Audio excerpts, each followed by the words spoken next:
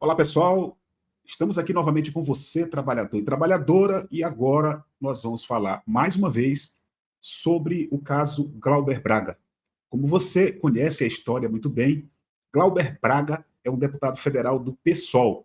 Na última eleição dele, ele conseguiu quase 90 mil votos de trabalhadoras e trabalhadores no estado do Rio de Janeiro, o que levou o Glauber ao terceiro, quarto mandato. Ele é um deputado federal, repito, do PSOL do Rio de Janeiro. O Glauber é um cara de esquerda, um cara que faz um trabalho muito bem feito como deputado federal no Rio de Janeiro.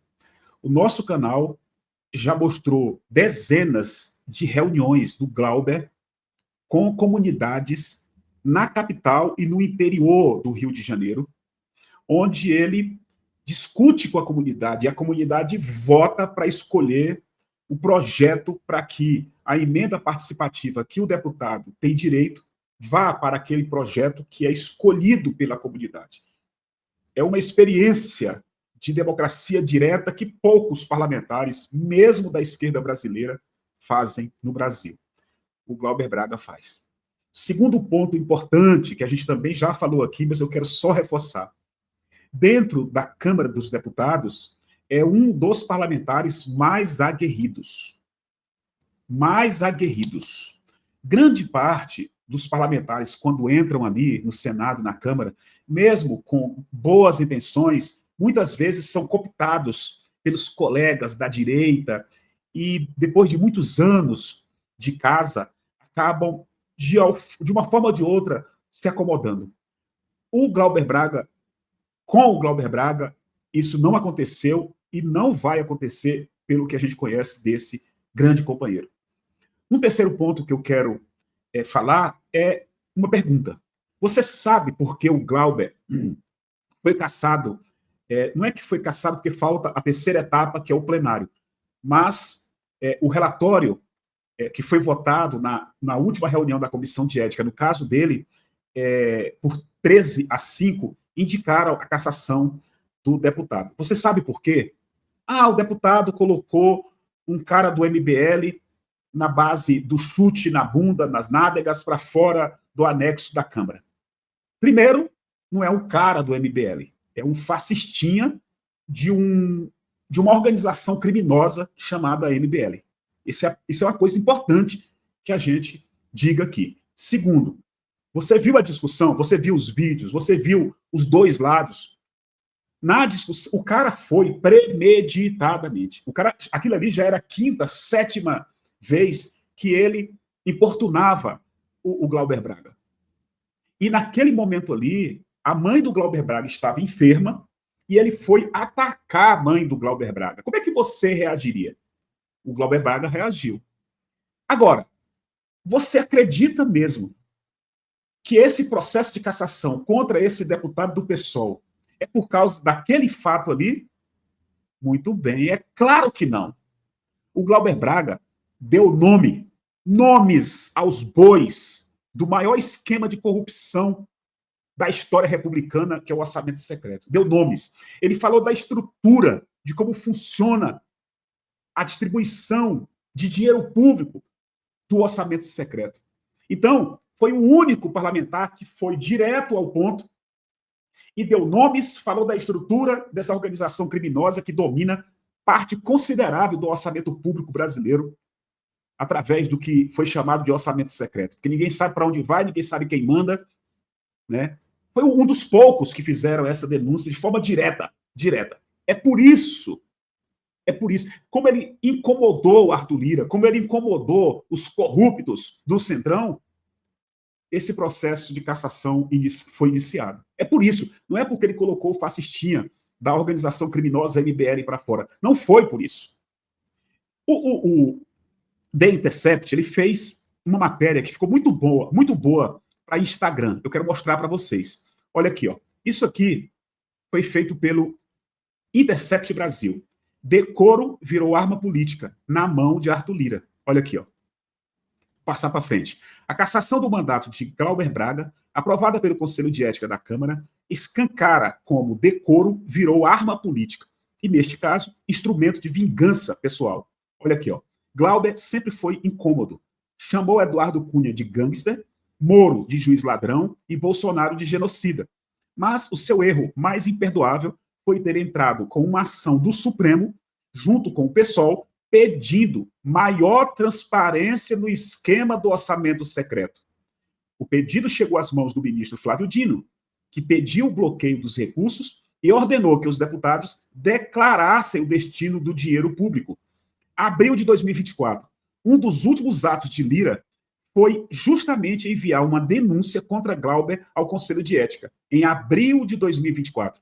2 anos depois do entrevero entre ambos, o contra-ataque de Lira chegou.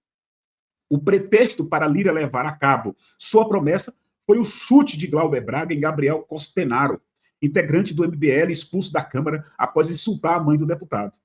Doente e prestes a morrer, Glauber reagiu de forma dura, chutando suas nádegas e o expulsando do recinto. Exagerado? Talvez, mas é nossa obrigação notar que na mesma semana em que a Câmara avançou para caçar Glauber, assistiu com normalidade o deputado Gilvan da Federal, do PL do Espírito Santo, dizer em sessão oficial: quero que Lula morra. Mas será que a Câmara vai tratá-lo da mesma forma que Glauber? A incoerência revela um padrão. Cassações, ameaças e manobras legislativas hoje seguem um projeto mais amplo de destruição institucional. E não se trata de apoiar Glauber ou o PSOL. Trata-se de reconhecer a violência que é retirar direitos políticos por motivos ideológicos, com o aplauso de quem tolera o intolerável. Transformam a Câmara em arena de vingança e o decoro em ferramenta para calar opositores. Lira venceu Glauber, mas a derrota é nossa e muito mais profunda. Então tá aí um resumo muito bem feito, está lá no Instagram do The Intercept Brasil. Eu vou mostrar uma outra coisa para vocês que é muito importante nesse momento. Tá? Aí no final eu mostro a matéria genial, tá, do jornalista Joaquim de Carvalho, que visitou essa semana o Glauber. Essa visita aqui ela foi revigorante. A juventude, o movimento estudantil foi, se eu não me engano, na terça, ou foi quarta-feira, terça-feira, hoje é quarta, né? Foi ontem, foi visitar o Glauber. Olha que coisa bonita e revigorante.